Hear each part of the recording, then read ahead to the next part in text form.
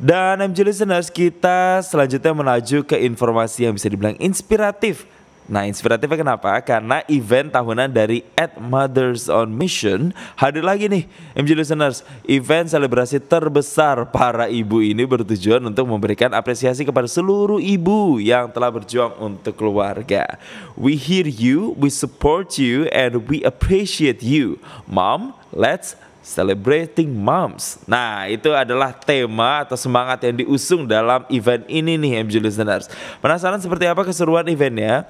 Dan apa saja yang ada dalam event tersebut? Kita akan langsung tanyakan saja bersama dengan founder dari Mothers on Mission dan Mom Academy, yaitu Mbak Widya Savitri yang sudah tersambung melalui sambungan telepon. Selamat pagi Mbak Widya. Selamat pagi Mas Jason, apa kabar? Kabar baik, luar biasa. Ini kalau dengar suara ibu-ibu di pagi hari itu langsung semangat, langsung kayak dengar suara ibu sendiri gitu bangunin anak-anaknya untuk beraktivitas. Gitu ya kan? Ya. Nah ini nih Mbak Widya, bicara soal event Mothers on Mission ini, apa sebenarnya kegiatannya itu apa, tujuannya itu apa, boleh digambarkan gak sih ke kita Momfest itu apa? Jadi sebenarnya gini Mas Jason ya, Momfest itu awalnya cuma buat ngerayain ulang tahun kantor kita aja, Mothers on Mission gitu kan. Cuma memang seiring waktu nih kita punya komunitas yang Mom Academy tadi ya, ini membernya tambah besar gitu ya. Akhirnya event ini kayaknya kita harus bikin gitu ya setiap tahun sekali, dan ini menjadi momen kita kopi darat dan juga momen kita untuk memberikan semangat gitu ya untuk para ibu-ibu dan merayakan keberadaan kita nih dan peran kita sebagai ibu gitu Mas Jason. Nah, kegiatan-kegiatan spesifiknya tuh apa tuh Mbak Widya? Banyak ya, jadi selain kita memanggil para inspirator ya, kayak kita cari narasumber yang keren gitu ya. Terus ajang kita berkenalan dengan para member, karena kan kita ngumpulnya semua di WhatsApp grup nih ya, nggak pernah ketemu mukanya kayak gimana, orangnya kayak gimana gitu kan. Jadi pas momen Momfest ini kita bisa kenalan satu sama lain gitu kan. Dan juga banyak banget kita disupport oleh para sponsor nih, ngasih goodie bag, ngasih door-pas segala macam. Ini benar-benar ibu-ibu nih ngerasa happy banget di situ gitu. Jadi kata ibu-ibu mah ini proses healing gitu ya. Kayak anak Jaksel, anak-anak zaman sekarang dikit-dikit butuh healing. Nah, ibu-ibu atau moms ini juga butuh healing kan pastinya. Nah, tapi Mbak Widya gini, kalau ngundang, tadi kan Mbak Widya bilang ngundang narsum-narsum atau speaker-speakers yang kece-kece. Nah, biasanya yang diomongin atau yang di-sharing di acara Momfest tuh apa sih ke ibu-ibu hebat ini?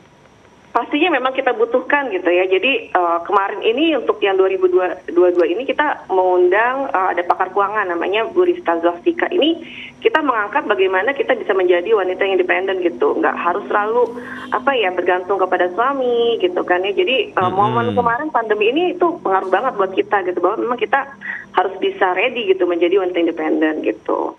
Kita juga ngundang kemarin ada pasangan keren loh, Mas Jason. Siapa ada tuh? Yusati sama Adrian Maulana nih. Nah ini juga lumayan menarik nih, karena kita baru kali ini ngundang sosok suami gitu ya. Jadi agak keras juga kata kemarin. keras juga nih di kalangan para istri gitu ya. Jadi memang kita para istri ini butuh banget gitu ya peran supportnya suami ini, dan mengerti banget gitu, karena wanita ini katanya susah dimengerti ya. Jadi kita butuh banget memang sosok pendamping yang mengerti nih maunya istri dan kebutuhan istri itu seperti apa gitu. I see. Berarti sebenarnya ya yang dibahas itu encourage women, bagaimana mengembangkan peran wanita, baik itu dalam lingkungan kerja, dalam lingkungan keluarga, bahkan sampai dengan peran suami terhadap perempuan atau ibu atau wanita itu juga sangat penting, dan itu yang juga dibahas dalam kegiatan Momfest itu. Nah, selain acara sharing-sharing kayak gitu atau kopi darat bisa dibilang dalam tanda kutip. Nah, kegiatannya ada apa lagi sih biasanya di Momfest ini, dan apakah Momfest ini selalu rutin diselenggarakan misalnya setiap setahun sekali atau berapa bulan sekali atau gimana nih Mbak Widya? Saat ini kita baru adain memang setahun sekali nih, karena memang momen tadi pas banget dengan bertepatan dengan ulang tahun kita gitu kan. Jadi diadakan setahun sekali.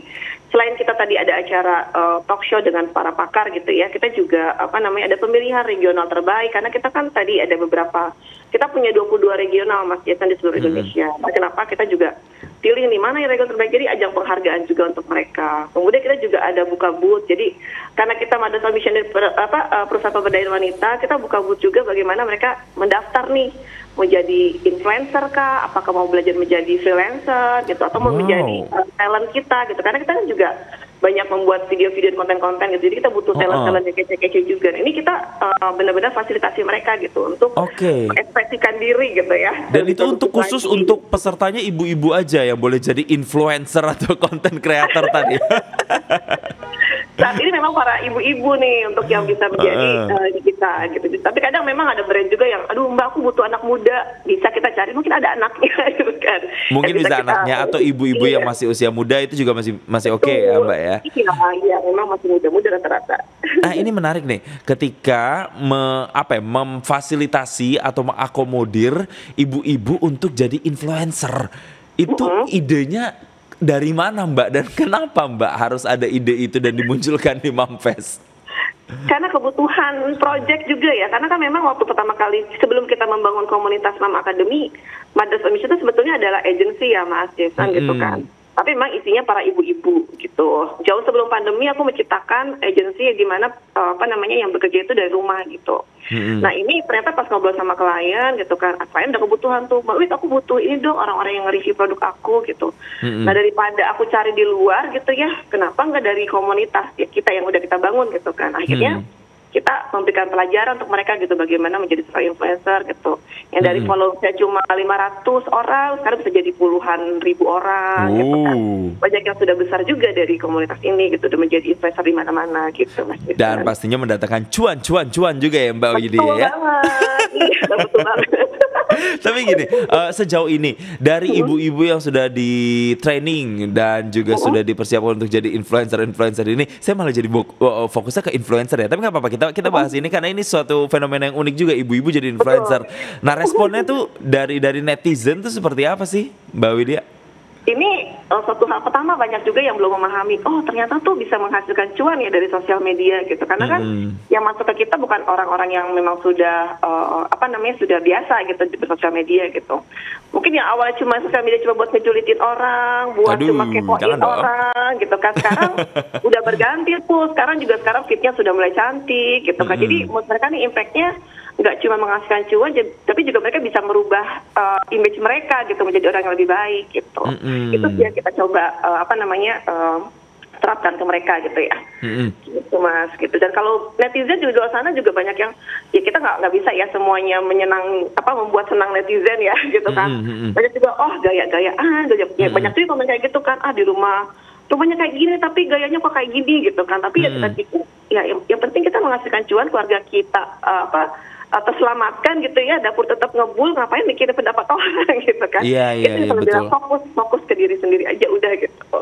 Betul, setuju. Nah tapi Mbak Widya gini, yang menarik kan mungkin bagi sebagian kalangan atau mungkin beberapa orang ya di Indonesia masih menganggap kalau dengar kata ibu-ibu ya pasti kan hanya mengurusi soal domestik atau urusan rumah tangga aja, di dapur, urus anak, kalau dia bukan working mom ya. Nah image itu kan masih melekat dengan kata ibu-ibu. Nah tapi sebenarnya pesan yang ingin disampaikan oleh Mothers on Mission untuk kemudian mengafiliasi atau mengakomodir ibu-ibu ini untuk kemudian bisa berdaya, bisa mandiri, bahkan bisa unjuk gigi di sosmed. Sebenarnya pesan yang ingin disampaikan tuh apa sih?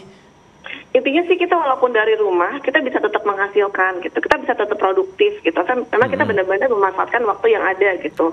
Jadi jangan sampai kita di rumah cuma rebahan aja gitu, udah capek selesai ya udah ngapa-ngapain, karena ibu itu multitasking kan. Kita dikasih anugerah nih sebagai yang bisa multitasking gitu, banyak hal gitu.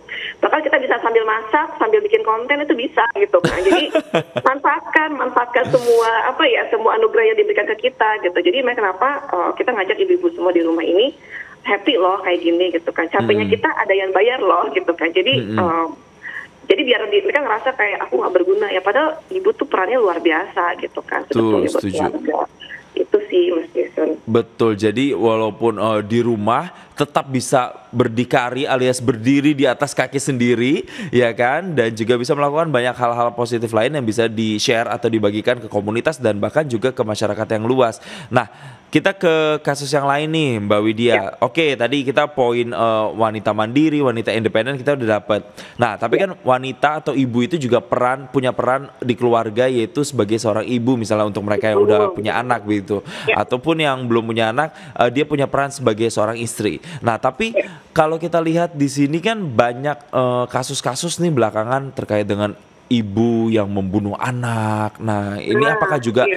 menjadi bagian dari sosialisasi atau bagian edukasi juga dari Mothers on Mission untuk encourage ibu-ibu untuk lebih sayang lagi sama family dan juga keluarga dan terutama anak-anak mereka? Betul Mas, alhamdulillah kita sekarang sudah banyak yang ngebantuin ya. Awalnya kita nggak punya konselor ya, kita sekarang udah punya konselor. Jadi teman-teman nih yang butuh bimbingan atau apa tuh kita juga ada gitu kan. Kita ada psikolog juga yang ngebantuin kita. Jadi ibu di sini nih benar-benar gimana caranya kita bisa bahagia gitu kan sebagai seorang ibu itu luar biasa loh. Kenapa? Kita selalu menggaungkan gitu ya, support system itu penting banget gitu. Support system itu nggak harus suami kan ya. Ada juga memang ditakdirkan emang suaminya harus sibuk gitu karena ngurusin keluarga. Tapi kan nggak cuma seorang suami bisa menjadi support system kita.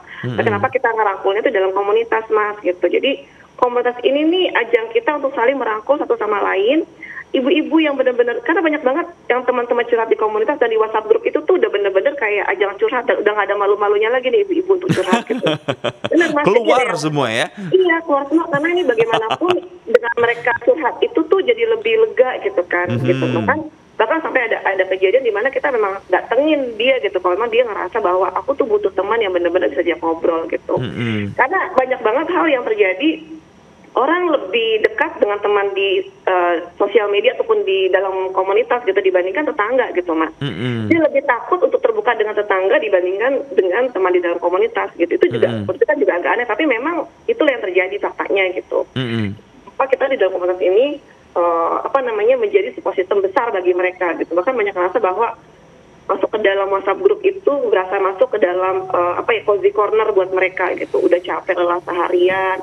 Terus dia bisa curhat gitu kan tentang kelemahan, aku lagi kesel banget sama anak, kesel sama ini, dan akhirnya pas kita nasihati, kita kasih semangat lagi, dia jadi udah gitu kan akhirnya ya nggak terjadi gitu. Makanya kenapa kita selalu gencar itu dan bikin juga ada kelas-kelas khusus gitu Mas untuk kayak program self healing gitu atau misalnya yang lebih mental healthness kayak gitu. Jadi ibu-ibunya ini nggak sampai kejadian seperti itu gitu.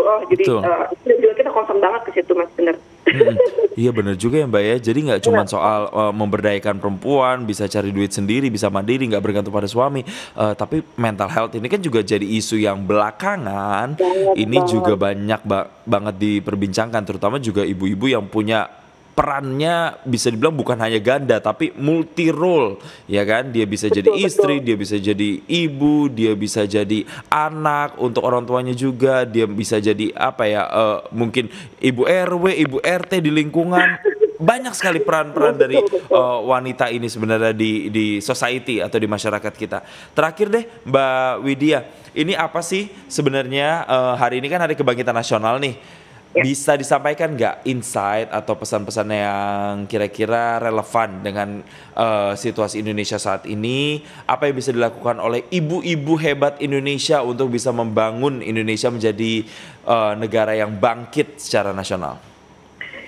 Pas banget ya Mas, ini dekat banget ya, bertepatan banget dengan Kebangkitan Nasional. Kenapa Mamfest ini memang dideket-deketin nih sengaja nih dengan momen ini gitu. Karena kita memang ingin selalu ingetin mereka gitu, ngajak mereka untuk tetap semangat dalam kondisi apapun. Kita udah lewatin, udah mulai membaik nih ya kondisi setelah pandemi. Tapi kan di depan lagi kita nggak pernah tahu akan ada apa yang terjadi gitu. Jadi kita tetap mengajak mereka untuk siap terus nih Mas, untuk terus bangkit apapun terjadi di hadapan kita gitu. Karena ibu itu memang kunci utama untuk keluarga bisa bahagia gitu. Nggak bisa produktif, nggak bisa sejahtera kalau hatinya nggak bahagia gitu. Jadi ibu harus bahagia dulu, keluarga harus bahagia dulu, negara bisa bahagia gitu. Karena memang fondasinya utamanya itu dari seorang ibu. Itu sih Mas yang mau ingin kita sampaikan di momen kebangkitan nasional ini ya. Betul. Bangkit bareng para ibu.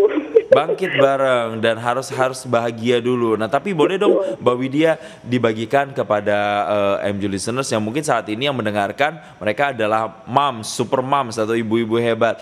Tips-tips bahagia walaupun sederhana, walaupun kecil tapi bisa bisa menjaga kesehatan mental mereka dan tetap produktif nih, apa nih kira-kira yang harus dilakukan?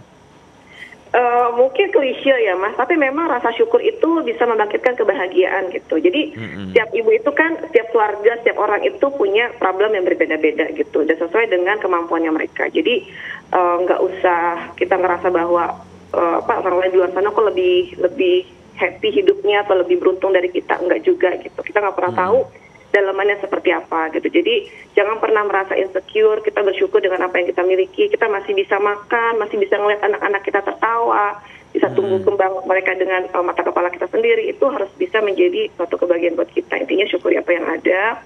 Allah nggak pernah buta gitu ya, Tuhan nggak pernah buta dengan setiap makhluknya, dan Ibu tetap bergaul kemana-mana karena punya teman itu, punya apalagi tergabung dalam komunitas itu adalah suatu hal yang sangat baik buat kita. Jadi jangan pernah takut untuk punya teman berbagi gitu ya. Jadi karena kita nggak pernah bisa apapun nggak sendiri gitu. Jadi bagaimanapun gitu ya harus tetap dijaga dan harus ada me time juga buat kita gitu, karena sesibuk-sibuknya kita gitu, kita harus cinta nih, kita harus berterima kasih kepada diri kita masih sampai kuat sampai saat ini gitu kan. Nah itu yang harus kita syukuri gitu. Yang penting kita harus dalam kondisi sehat gitu ya, sehat finansial mungkin belum sehat tapi seenggaknya kita raga kita sehat gitu, jiwa kita sehat. Jadi itu yang harus dijaga. Wah, ini klise kedengarannya, tapi memang harus bisa dilakukan ya supaya kehidupan kita tuh bisa long lasting begitu, mental kita bisa sehat gitu. Yang pertama adalah syukuri apa yang ada, hidup adalah anugerah. Loh kok jadi lagu ini ya? Habis itu yang kedua harus punya orang yang kita bisa ceritakan permasalahan, bisa kita luapkan isi hati kita, kegundahan kita, dan kemudian jangan lupa untuk me time. Ini juga penting. Banyak hal sekali yang dilakukan oleh ibu-ibu di rumah, di kantornya, mungkin di lingkungan tetangganya. Nah ini juga harus punya me time untuk bisa tarik nafas jenak, lalu kemudian relax dan kemudian baru recharge energi. Dulu gitu ya Mas Jason ya. Betul. Udah capek nih ngerasa lelah ngeliat tumpukan cucian, udah nggak apa-apa, sebentar aja istirahat. Istirahat dulu ya. Rumah tuh nggak harus rapi, kinclong nggak harus Ibu. Betul. Langsung jeda dulu aja kalau merasa capek. Harus ada time limitnya begitu ya. Yang penting harus happy aja segala sesuatunya dilakukan. Baik, terima kasih Mbak Widya Savitri. Thank you banget loh Mbak. Udah encourage MG listener semuanya. Semoga kegiatan yang dilakukan oleh Mothers on Mission lewat Momfest-nya ini benar-benar bisa memberikan dampak yang luar biasa untuk ibu-ibu hebat di Indonesia. Sekali lagi terima kasih Mbak Widya Savitri. Selamat beraktivitas kembali.